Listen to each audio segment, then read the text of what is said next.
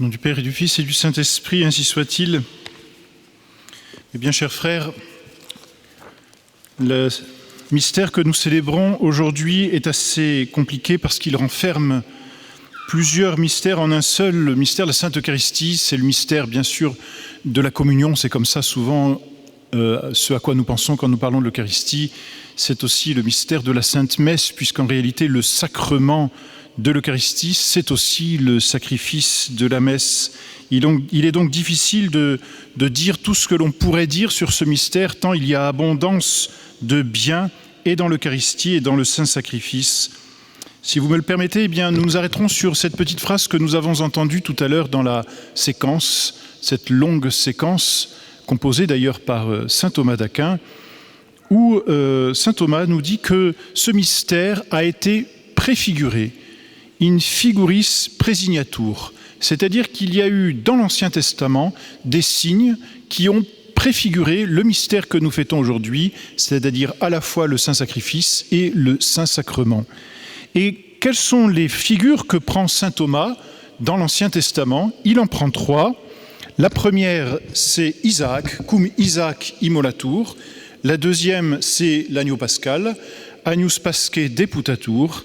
Et puis la troisième figure qu'il prend, c'est la Sainte Manne, manna datur patribus, la Sainte Manne qui était donnée à nos pères. Et ce sont ces trois figures qui, bien que triples justement, manifestent une seule et même réalité, mais sous ses différents aspects, celle du Saint Sacrifice et de la Sainte Eucharistie. Tout d'abord, Isaac, vous connaissez l'histoire. Le pauvre petit Isaac n'a peut-être pas si petit que cela, il doit avoir une quinzaine d'années, et Dieu apparaît à Abraham et lui dit « Abraham, donne-moi ton fils en sacrifice ». Vous savez avec quelle difficulté Abraham avait obtenu ce fils, le fils de sa vieillesse, l'unique, celui en qui se réalisaient les promesses de la multiple descendance. Et voilà que Dieu apparaît à Abraham et lui dit « Offre-moi ton fils en sacrifice ». Et Abraham ne rechigne pas, même s'il ne comprend pas. Il est là devant un mystère. Ce fils de la promesse qu'il attendait depuis si longtemps, que Dieu lui avait promis, qui ne venait pas, et qui, au jour de sa vieillesse, est arrivé, voilà que Dieu lui demande maintenant de le mettre à mort pour le lui offrir. Et devant un tel mystère, Abraham ne cherche pas à comprendre, Abraham ne rechigne pas, la volonté de Dieu est sans appel, que votre volonté soit faite. Et c'est ainsi qu'Abraham va voir Isaac et lui dit « Mon pauvre enfant », je ne sais pas d'ailleurs s'il le lui dit au début ou en attendant d'être sur le mont, il lui dit « Écoute, tu dois venir avec moi, Dieu te veut en sacrifice ». Et vous savez comment cela se termine. L'obéissance d'Abraham a été récompensée au moment où Abraham lève la main pour sacrifier son fils, un ange l'arrête, et puis un animal pris dans le buisson à côté lui servira de victime. Ce sacrifice d'Isaac représente le sacrifice de notre Seigneur, Fils de Dieu, Dieu le Fils, qui vient sur la terre, le primogenitus, comme l'appelle l'Écriture, le Fils unique du Père, le Fils unique aussi de la Très Sainte Vierge Marie. Dieu le prend comme victime. Notre Seigneur se laisse immoler. Et cette fois, aucun animal ne servira de substitution. Jésus-Christ ira jusqu'au bout du sacrifice. Et dans ce sacrifice d'Isaac, que faut-il y voir? Un sacrifice de louange, un sacrifice d'adoration. Pourquoi Dieu demande-t-il Isaac en sacrifice? La raison est simple. Dieu a pouvoir sur tout être sur cette terre, sur les vivants comme sur les non-vivants. Dieu est le maître de toutes choses. Il peut réclamer ce qu'il veut, comme il le veut. Et Abraham le sait. Nous rechignons sans cesse devant la volonté de Dieu. Nous avons du mal à offrir quelque chose qui nous appartient. Qu'est-ce que c'est quand il faut s'offrir soi-même?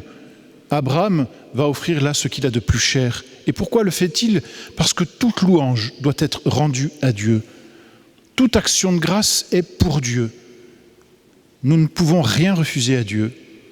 Et donc la figure ici, c'est que le saint sacrifice de la messe, mes bien chers frères, c'est un sacrifice de louange qui honore Dieu et qui honore le plus possible le bon Dieu.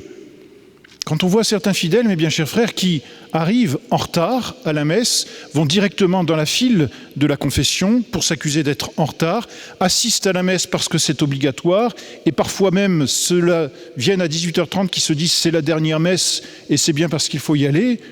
Quand on voit qu'il y a de telles mentalités, alors que ce sacrifice fait tant plaisir à Dieu, quel est le cœur de l'homme qui assiste dans ces conditions à la messe?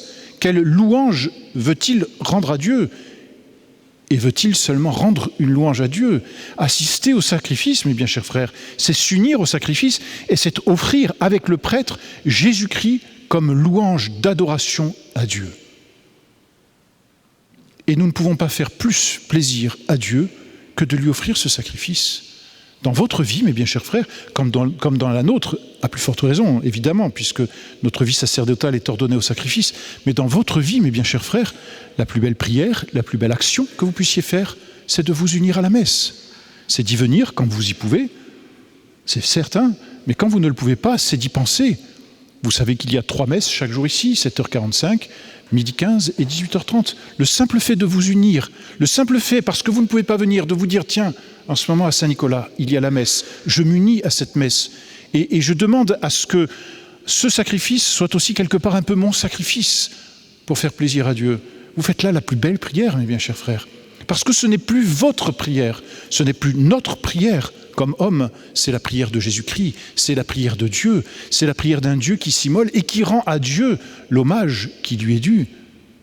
Voilà, mes bien chers frères, le mystère de la messe déjà, rien qu'un petit aspect de la messe. Le deuxième aspect que nous donne saint Thomas, c'est celui qui est préfiguré par l'agneau pascal. Et vous connaissez là encore l'histoire. Les Israélites sont en Égypte, ils sont en captivité en Égypte puisqu'ils servent comme esclaves. Alors Dieu décide de les délivrer. Il le fera par la main de Moïse, n'est-ce pas? Et après ces plaies d'Égypte qu'impose Moïse, ou qu'impose Dieu par la main de Moïse et d'Aaron, voilà que Dieu dit à Moïse, allez, cette nuit je vais tous vous délivrer. Et si vous voulez être délivrés, c'est simple, prenez un agneau, immolez-le, mangez-le. Et il demande, enfin il dit tous les détails avec lesquels il faut consommer l'agneau, mais surtout prenez du sang de cet agneau qui vous aura servi en sacrifice. Oignez tous les linteaux des portes avec le sang de cet agneau, et quand le bras vengeur passera pour tuer tous les premiers-nés, là où il y aura le sang de l'agneau, je vous épargnerai. Deuxième figure, mes bien chers frères, de ce sacrifice, un sacrifice d'expiation. Un sacrifice qui nous épargne parce qu'il répare nos péchés. Le sang de l'agneau dans l'Ancien Testament servait à différencier ceux qui étaient agréés de Dieu et ceux qui n'étaient pas agréés de Dieu. Et la main de Dieu s'étendait et elle frappait tous les premiers-nés des familles où le sang de l'agneau n'avait pas été versé. Le sang de Jésus-Christ, mes bien chers frères, figuré par l'agneau pascal, ce sang de Jésus-Christ, c'est le sang de notre délivrance. Ceux qui avaient le sang de l'agneau ont pu sortir d'Égypte. Les autres ne sont pas sortis et ont perdu leur premier-né, c'est-à-dire les prémices de tous leurs fruits. Et le saint sacrifice de la messe, mes bien chers frères, dans ce saint sacrifice, plutôt, nous est donné le sang de Jésus-Christ qui vient réparer nos péchés et qui vient apaiser par là la colère de Dieu. La colère de Dieu passait au-dessus du sang de l'agneau et épargnait les familles. La colère de Dieu passera au-dessus de nos âmes si nous vivons du sang de Jésus-Christ. Parce que ce sang apaise la colère de Jésus-Christ. C'est ce que nous avons entendu dans l'Évangile tout à l'heure. Réparation et protection du Saint-Sacrifice. Voilà un aspect, mes bien chers frères, qui là encore devrait nous réjouir. Soyons heureux d'aller à la messe et surtout soyons heureux de communier.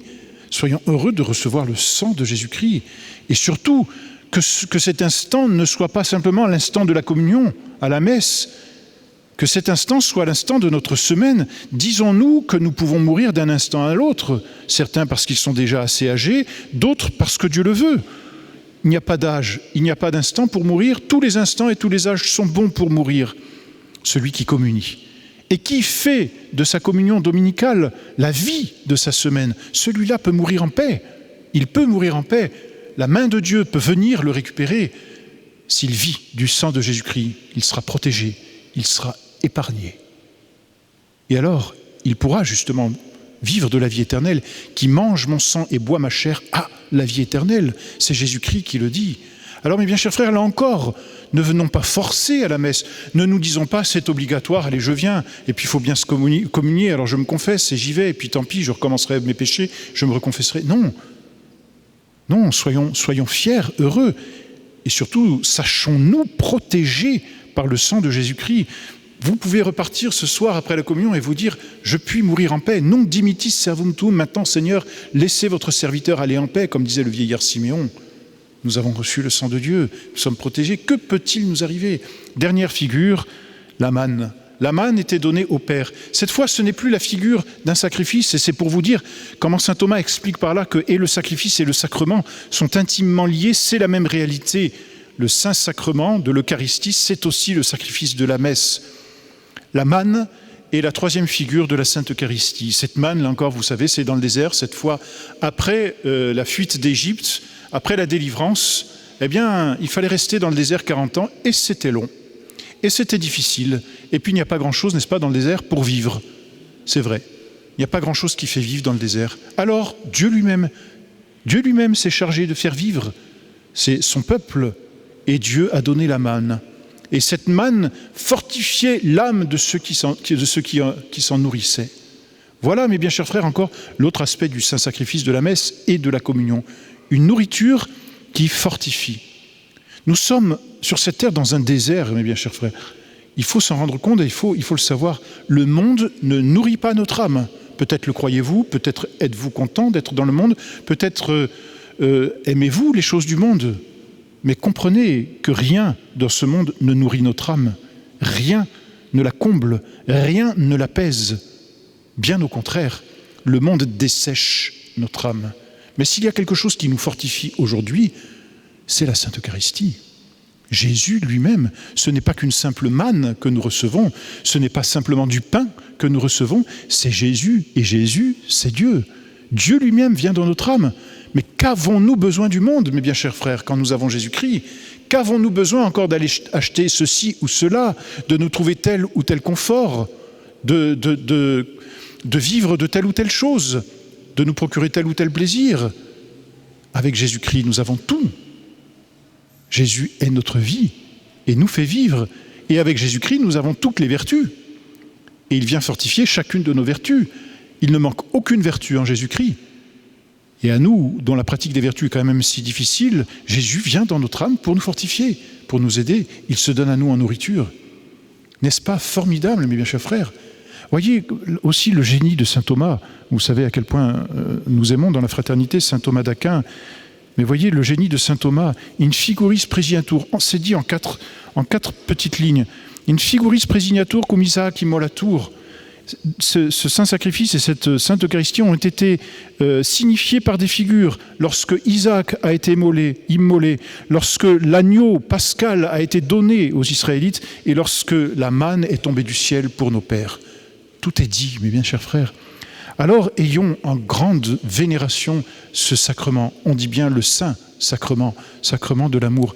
Aimons, mes bien chers frères, aimons communier. Ce matin, nous avons vu un peu plus d'une dizaine de petits-enfants, 6 ans, 7 ans, quelques-uns un peu plus âgés, grâce à Dieu aussi, puisqu'ils ont découvert notre Seigneur, faire leur première communion.